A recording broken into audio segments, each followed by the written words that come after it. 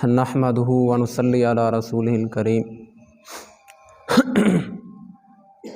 अम्मा बाद फ़अऊज़ु बिल्लाहि मिनश शैतानिर रजीम। बिस्मिल्लाहिर रहमानिर रहीम।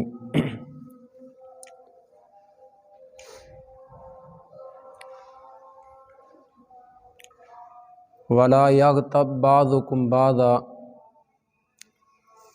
अयुहिब्बु अहदुकुम अन याकुला लहमा अख़ीहि मैता फ़करिहतुमूहु वत्तक़ुल्लाह इन्नल्लाह तव्वाबुर रहीम।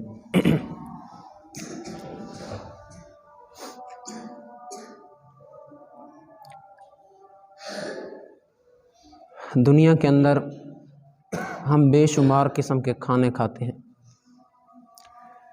कुछ अफराद ऐसे हैं जो मीठे के शौकीन हैं और कुछ अफराद ऐसे हैं जो नमकीन के शौकीन हैं। लेकिन आज मजमूई तौर पर हमारी जो सूरत हाल है वो ऐसी बन चुकी है कि हम अपने भाई का मुर्दार गोश्त खाना पसंद करते हैं। वो कैसे? इस आया के अंदर अल्लाह तबारक व तआला बयान फरमाते हैं, फरमाया ओ मुसलमानों वला यग़्तब बाज़ुकुम बाज़ा, फरमाया तुम में से कोई किसी दूसरे मुसलमान की गीबत ना करे। अयुहिब्बु अहदुकुम अन याकुला लहमा अख़ी, क्या तुम में से कोई एक मुसलमान ये पसंद करता है कि वो अपने मुसलमान भाई का मुर्दार गोश्त खाए? यानी गीबत करना मुसलमान भाई के गोश्त खाने के मुतरादिफ है। कोई खाता है मुर्दार भाई का गोश्त? फरमा फ़करिहतुम, तुम्हें इससे कराहत आती है, तुम इसको ना पसंद करते हो कि अपने भाई का गोश्त खाया जाए। फरमा वत्तकुल्लाह, अल्लाह तबारक व तआला से फिर डर जाओ, गीबत ना करो एक दूसरे। इन्नल्लाह तव्वाबुर रहीम, बेशक अल्लाह तबारक व तआला बहुत ज़्यादा तौबा कबूल करने वाला और रहम करने वाला है।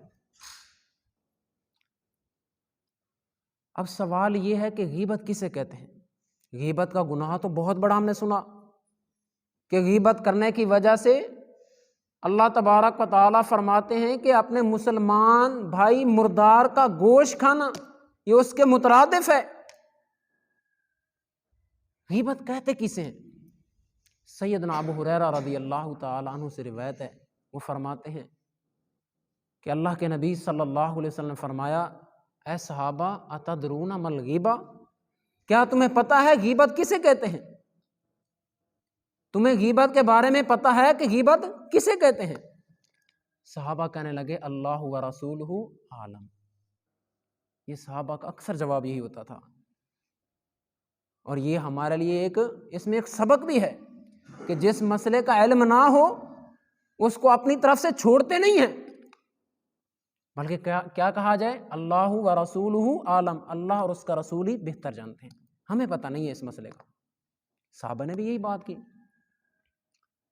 तो नबी करीम सल्लल्लाहु अलैहि वसल्लम ने फरमाया ज़िक्र अख़ाका बिमा यकरा, फरमाया तेरा अपने मुसलमान भाई की ऐसी बात का जिक्र करना जिसको तेरा मुसलमान भाई पसंद नहीं करता, ये गीबत है। साहबी रसूल ने फरमाया अल्लाह के रसूल सल्लल्लाहु अलैहि वसल्लम इन कान फीही मा अकूल, अगर उसके अंदर वो बात मौजूद है, वो बुराई वो खामी मौजूद है, फिर कहता हूँ, फिर मैं बयान करता हूँ आगे, वो भाई ये ऐसा है, वो ये ऐसा है, फिर आगे मैं बयान करता हूँ। ये तो मैं कर सकता हूँ ना, उसके अंदर तो ये बुराई मौजूद है। नबी करीम सल्लल्लाहु अलैहि वसल्लम फरमाया इन कान मा फीही तकूल, अगर उसके अंदर वो बात मौजूद है जो तू कह रहा है, फरमाया यही गीबत है, यही गीबत की तारीफ है। फरमाया अगर उसके अंदर वो बात मौजूद नहीं है, फरमाया फ़क़त बहत्ता हो, तो फिर तू उसके ऊपर बहतान बांध रहा है, और बहतान का भी बड़ा गुनाह है। अपने मुसलमान भाई के अंदर कोई खामी मौजूद है, कमी मौजूद है, उसको दूसरे मुसलमान के सामने हाईलाइट करना, बयान करना, इसी का नाम غیبت ہے، اور آج ہم کر رہے ہیں۔ ہماری شاید کہ کوئی ایسی مجلس ہو جس کے اندر ہم اپنے دوسرے مسلمان کی برائی بیان نہ کرتے ہوں، 3 بیٹھے ہیں، چوتھے کی برائی بیان ہو رہی ہے، وہ فلانا ہے نا، وہ ایسا ہے، وہ ایسا کرتا ہے، اس کے اندر یہ کمی ہے، یہ کوتاہی ہے، یہ خامی ہے۔ اب ان 3 میں سے ایک اٹھ کر چلا جائے، 2 باقی بچ جاتے ہیں، جو جاتا ہے اس کی ایسی کی تیسی کرتے ہیں، اور یار یہ تو کسی کھاتے کا نہیں ہے، یہ فلاں ہے، یہ فلاں ہے، یہی غیبت ہے۔ اگر ہمارے اس مسلمان بھائی کو پتہ چل جائے کہ میرے بارے میں یہ باتیں ہو رہی ہیں، کیا وہ ہمارے ساتھ لڑے گا؟ لڑے گا نہیں لڑے گا؟ لڑے گا، صاف ظاہر ہے۔ اس نے کہا بھائی تو نے میرے بارے میں ایسی بات کیوں کہی؟ تیری کیسے جرت مجال تو میرے بارے میں ایسی باتیں کرے؟ اور پھر یہیں سے لڑائیاں شروع ہوتی ہیں، معاشرے خراب ہوتے ہیں، معاشرے کے اندر بگاڑ فساد آتے ہیں۔ تو اس لیے عزیز طلباء، اپنے آپ کو غیبت سے بچاؤ۔ نبی کریم صلی اللہ علیہ وسلم کے سامنے ایک مرتبہ مردار بدبودار جانور کا گوشت پڑا ہوا تھا، آپ گزر رہے تھے وہاں سے، 2 صحابیوں کو آپ نے دیکھا کہ وہ کسی مسلمان کی غیبت کر رہے ہیں۔ نبی کریم صلی اللہ علیہ وسلم نے فرمایا کہ تم اس مردار، یہ جو بدبودار بکری پڑی ہوئی ہے نا یا جانور پڑا ہوا ہے، فرمایا اس کا گوشت کھا لیا۔ اللہ کا رسول صلی اللہ علیہ وسلم یہ کیسے؟ یہ تو بدبودار ہے، ایک تو حرام مردہ، دوسرا پھٹا ہوا، بدبو آ رہی ہے، یہ کون پسند کرتا ہے؟ نبی کریم صلی اللہ علیہ وسلم نے فرمایا کہ اپنے مسلمان بھائی کی غیبت کرنے سے بہتر تھا کہ تم یہ کر لیتے، یہ کھا لیتے۔ اور عجب ایک کہانی ہے کہ ہم بیٹھے بیٹھے شروع ہو جاتے ہیں ایسے، اپنی زبان کے اوپر کنٹرول کرو، اپنی زبان کو بے مہار، اس کو ایسے نہ چھوڑو۔ اب ایک بندہ ہے غیبت کرتا ہے کسی مسلمان بھائی کے پاس، کیا دوسرے مسلمان کو اس کی باتیں سننا چاہیے غیبت کرنے والے کی؟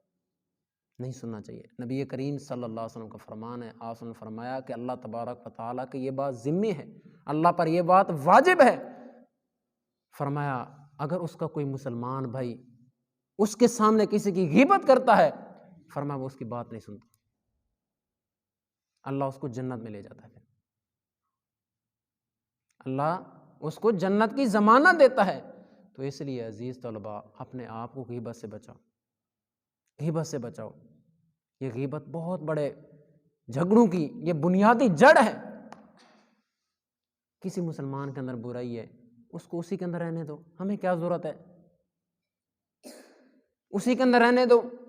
ہاں وہاں جا کر کے اس کی اصلاح کر دو، اس کی اصلاح کرو، بھائی تیرا یہ مسئلہ، یہ کام ٹھیک نہیں ہے، تیرے اندر یہ خامی، یہ صحیح شریعہ والے سے نہیں ہے۔ اگر آپ کر سکتے نہیں کر سکتے تو دل میں برا جان لیں۔ اللہ تبارک و تعالیٰ سے دعا ہے کہ اللہ تبارک و تعالیٰ ہمیں غیبت جیسی ایک بہت بڑی بیماری جو کہ کبیرہ گناہ بھی ہے، اللہ تبارک و تعالیٰ ہمیں اس سے محفوظ فرمائے۔ اقول قولی ھذا باللہ توفیق، وآخر دعوانا الحمد للہ رب العالمین۔